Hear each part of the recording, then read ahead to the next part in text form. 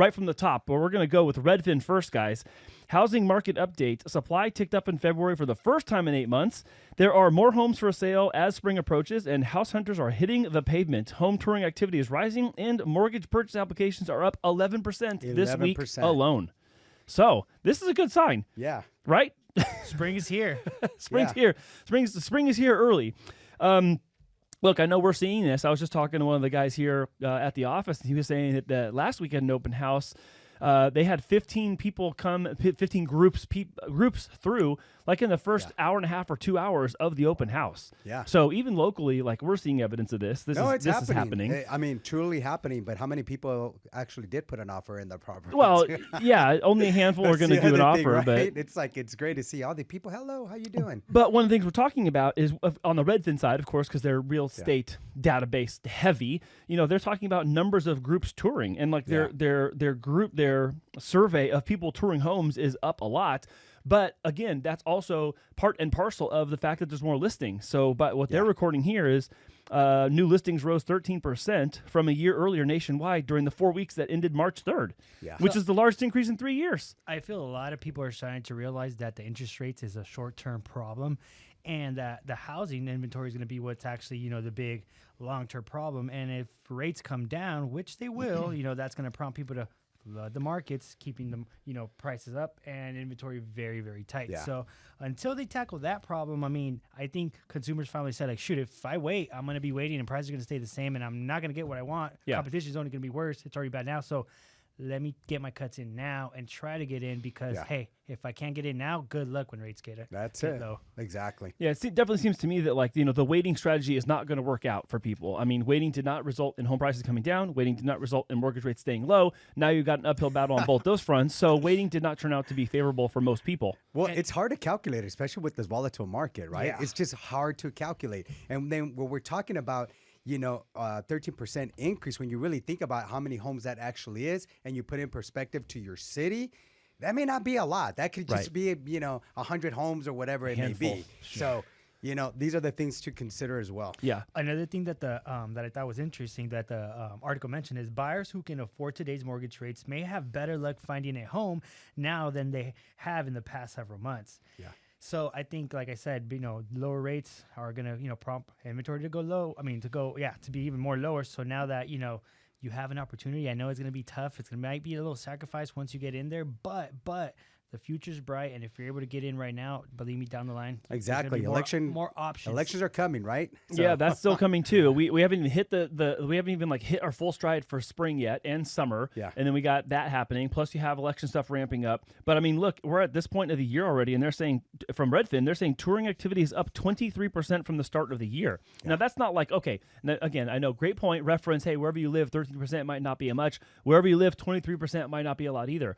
But if you take that number just statistically, that is statistically significant. Of course. That's a lot. Yeah. And, and this isn't just to try to whip up the market and hype up people to go list their homes, because, again, that's still decided at the personal level. Yeah. So Redfin could be, let's say, erring on the side of optimism with the 23% increase print, but that doesn't necessarily mean that's going to force me as a seller to go list my house. I still have to decide that's the right thing for me. Yeah, of course. So there's that. And then here's the other deal. You have median price, sales price, up. Median asking price is up. You have touring activity, like I said, up. Google searches for the word home for sale, up. We have the Redfin home buyer demand, up. And mortgage applications, up. So houses for rent near me. So I guess the conclusion here is everything is falling apart, except it's not. New listings, up. Active listings, up. Months of supply. Hold on, let me take a guess, please, on the next one. Yeah. Oh, hold on. Ready? Share of homes sold above list price. Up. And average sale to price list ratio, up. Yes. So, look, I understand this is all relative, and it depends on where you're measuring from and things like that. Yes, that is true. We had very low sales in 2023. We had very low inventory in 2023. So, of course, if there's any sort of recovery and it's healthy in the right direction, it's going to look up. But here's the deal. I will say this about months of supply. Let's take their side of the coin real quick. Months of supply, 3.7 months, which is not necessarily good, but it's better because it was like at 3 months. Yeah. So now we're moving in the right direction, but normal is considered 6, guys. So for those of you new to the channel, new to our show, a normal inventory supply of homes is 6 months, and we're still only at 3.7. That's We got a long way to go on What that I front. find interesting, and this might play to the catalyst of people coming out of the woodworks to get curiosity to buy it, that I always find it that now looking back last year, 4 years ago when you were going through the same presidential candidate voting and everything. I feel everybody starts to feel like, hey, they're going to do something to ease the housing market, so that I feel people are like, hey, let me get in to see what they do throughout the year. Because I just read something, and don't quote me because it's probably going to be coming out these next couple of days and weeks, but Biden's working on a tax 10,000. credit plan.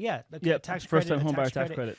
which, again, I'm like, yo, why didn't you bring this out last year? Why didn't you bring this out a year before when it actually would have helped? And now it's at the end of his presidency, and I'm just kind of like, well, if you knew you could do this, why didn't you do this earlier? Because some of it's probably tactical. Let's be honest. Of course, even if 100%. it wasn't him, it was some other president. It's tactical. It is. Yeah.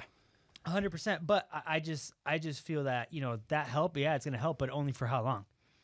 Well, look, it's not going to help the market correct itself, but it might help people qualify into certain things. That might be a benefit. It's going to be a benefit. It may not be a door opening for you. Yeah. And one of the things I think working against people is, back to the data, is that of these 50 most populous U.S. metros measured for this report, only one area had a median sale price decline.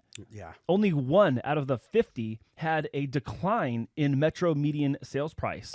And that is a death blow to everyone saying that there's going to be a housing crash of prices and things like that. There was a volume crash. 2008. There was not a price crash. Yeah. And low rates made sure that happened. And now demand is making sure it doesn't retreat from there. Yeah. So, I'm sorry to say, but not sorry to say, everyone who was crying wolf about there being price decline and plummeting off a cliff, ain't happening. It's just not happening. Not anytime soon. Price declines was in January. Yeah. Price declines when it was $10 off. Yeah. Fire sale. So, anyways, Everything must go. All inventory. As far as this one is concerned, guys, you're definitely seeing supply tick up. It's great that it's happening right now, and it's great that it's happening right in this kind of spring season, if you will. I think this is going to spell great promise for the rest of the year when it comes to total home sales. I agree. Yep. I agree. I remember we talked about inventory a couple shows ago. We're making our best guesses and our estimates about how many homes we hit the market. We're going to get to that number a little bit later, but this is getting us in the right start. So I know I'm still right, so it's all you're, good. you're going to be right, and you are going to be right in the end. I already know I'm going to take the L on that, guys. I way overshot the estimate of homes for sale. So. Did you have a final comment on this, Brian, before we move on? That was it. No? Okay, I see you drawing notes over there. Those are looking pretty prime on those graphs there, bro. I'm nothing but Doc over here, just pretending like I'm doing something for the cameras. One thing they also didn't mention is on this, everything was up. Yeah. But what was also up was we actually had a lot more price cuts. So people are actually going in there, and their sellers are having to kind of cut down on their price too, in order for them to actually sell the house. So that's one thing that wasn't actually put in there, but. I think one of the things I noticed about that is it's in, let's say, some less desirable areas. In the high hot markets, you're talking about going to Florida, going to Texas, even San Diego. It's like, no, that's not what we're talking about. We're talking about places where it's you have to get that price cut in order to go, okay, it's worth my time to look at now. Exactly. Nationwide thing.